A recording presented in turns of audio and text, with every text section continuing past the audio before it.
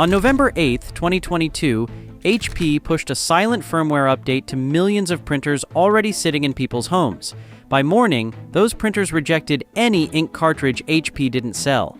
The fix HP offered wasn't a patch, it was a subscription, and the CEO had already told investors this was the plan because customers who bought cheaper ink elsewhere were, in his exact words, a bad investment. The lawyers had a different phrase for it. A class action filed in January 2024 called it an aftermarket monopoly, a deliberate scheme to lock 25% of the global printer market into one ink supply chain, HP's. One number tells you everything about why they did it. $500 million. That's what HP's ink subscription business was already generating every single year, before they decided that wasn't enough. There's a third reason nobody's talking about, and once you hear it, you'll understand why HP's own CEO said the quiet part out loud on national television, and why nobody in Washington did a thing about it. If you want to see how HP turned your printer into a hostage, hit subscribe. This story gets worse before it gets better. To understand how HP failed this badly, you need to go back to 1984. That's when Hewlett-Packard shipped the LaserJet, the first mass-market laser printer. $3,500. It sold out. HP had invented a category, and for the next 2 decades, they owned it. If you bought an HP printer in the Windows XP era, you already know what came next. The ink cost more than the hardware. You accepted it because the printer worked, and the ink was yours. You owned it. You bought it at Staples, you put it in the machine, and it printed. Nobody called it a subscription. Nobody monitored your usage. Nobody sent you an error message because you bought the wrong brand. By 1994, HP controlled roughly 60% of the global inkjet market and was the single largest printer vendor in the United States. And they built that dominance on ink that cost more per liter than vintage champagne, and in some cartridge models more than human blood. The business model was the razor and the blade, sell the hardware cheap, make the money on ink. HP didn't invent it, but they perfected it. A standard HP cartridge held roughly 5 milliliters of ink. Manufacturing cost, pennies, retail price, $30. By 2010, HP's printing division was generating nearly $26 billion a year. The default, in offices, in schools, in homes, if you needed a printer, you bought HP. Then the market started to change. People printed less, and HP watched its most reliable revenue stream start to shrink. They needed a new model, and in 2016 they made a move so aggressive that regulators in 2 countries forced them to stop. They stopped for 6 years. Then they did it again, and this time nobody stopped them. By 2021, HP held 24.5% of global printer shipments, still dominant, still the default, still the name on the box in more homes than any competitor. But the hardware wasn't the story anymore. The story was Instant Ink. Launched in 2013, Instant Ink was HP's answer to the shrinking print market.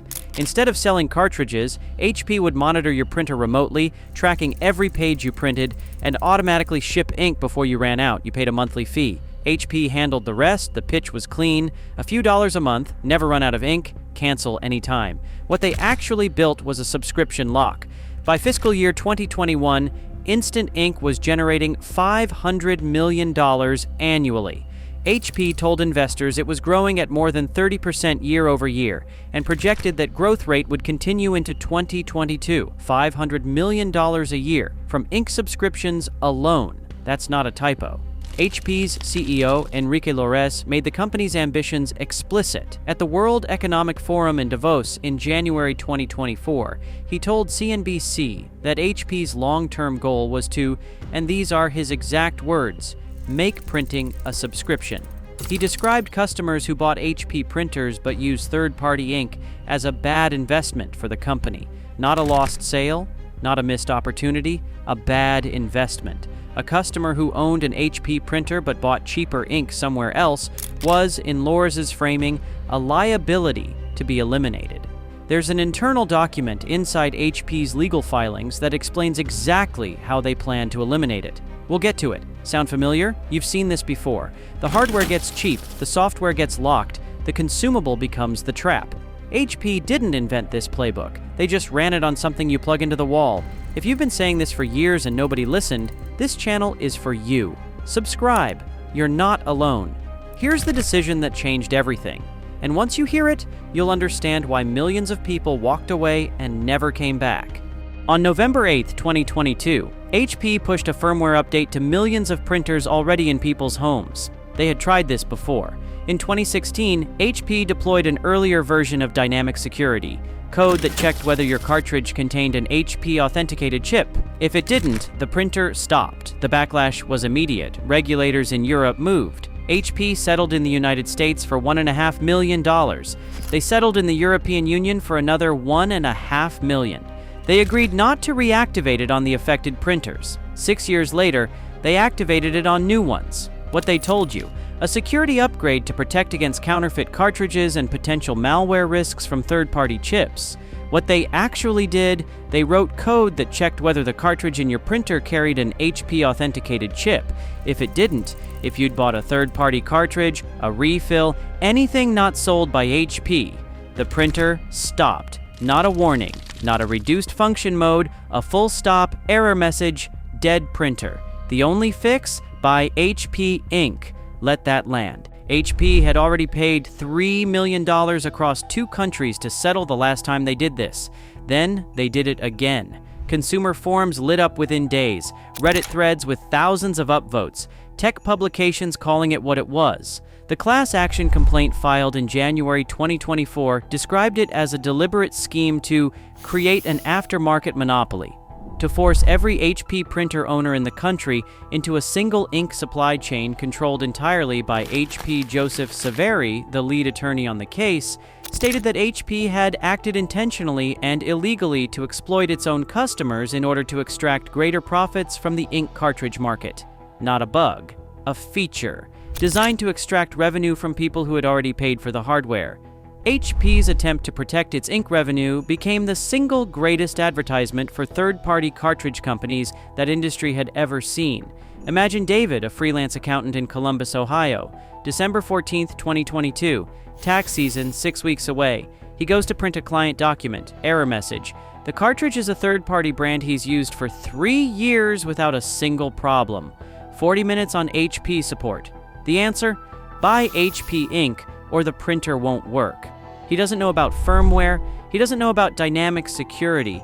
He just knows his printer stopped working and HP wants $30 to fix it. He pays it because he has no choice. That third reason nobody's talking about? Here it is. HP didn't just want subscription revenue, they wanted to eliminate the resale market for ink entirely, because every dollar spent on a third-party cartridge was proof their subscription model wasn't necessary. That was the mistake. What happened next was the punishment. The numbers are worse than you think. The numbers don't lie. HP printer shipments fell from 38 million units in 2020 to 32.5 million in 2023. 5.5 million printers gone from the market in 3 years. In a single quarter of 2023, HP's printing hardware units dropped 19% year over year. Consumer printers fell 20% in that same quarter. By the second quarter of 2024, hardware units were down another 17%, from 38 million to 32.5 million in 3 years. HP's printing division still generated $18 billion in fiscal year 2023, $18 billion from ink and printers alone, and still losing ground every single quarter. The only thing holding the division together was supplies, ink, the very product they had spent 2 years trying to force people to buy exclusively from them. Competitors moved fast. Canon and Epson had been quietly building refillable ink reservoir printers for years, models that cost almost nothing to operate. After the dynamic security backlash, those models accelerated. The cartridge-free ink tank segment grew 35% globally in 2023. Every customer HP lost took their ink spend with them, permanently. HP didn't just lose a sale, they funded the competition. The class action filed in January 2024 represented millions of affected printer owners. Not thousands, millions. People who had bought HP hardware in good faith and had it remotely altered without their knowledge or consent. Imagine Maria, a teacher in Phoenix, Arizona. She bought an HP OfficeJet in 2021 for her home classroom. Worksheets, permission slips, report cards. She used third-party ink because the HP cartridges cost 3 times as much. After the November 2022 update, her printer stopped working mid-semester. She couldn't afford to replace it. She drove to a FedEx office to print for the next 4 months. That's what a firmware update looks like from the other side of the screen. That internal document from Chapter 3, the one HP's lawyers tried to keep sealed.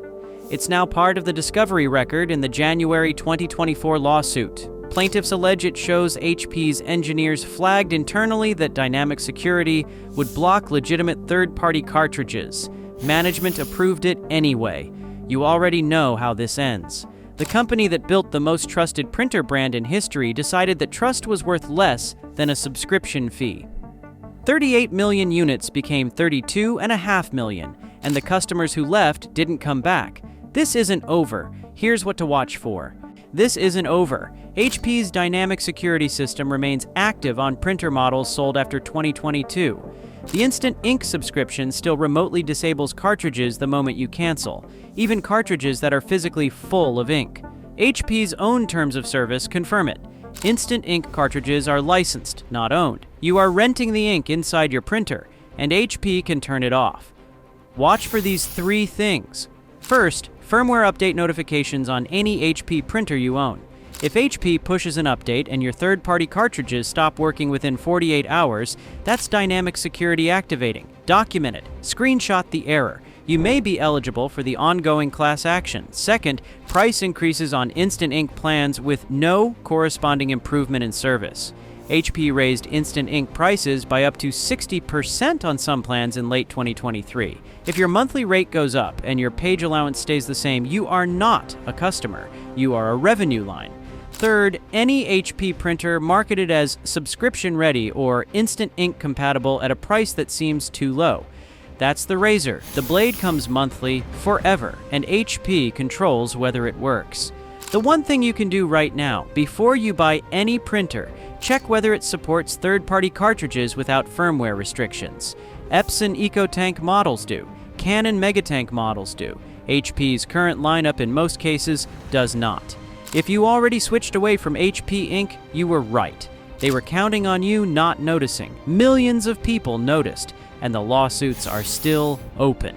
Drop a comment. Have you had an HP printer stop working after a firmware update? And did you know at the time that HP did it on purpose?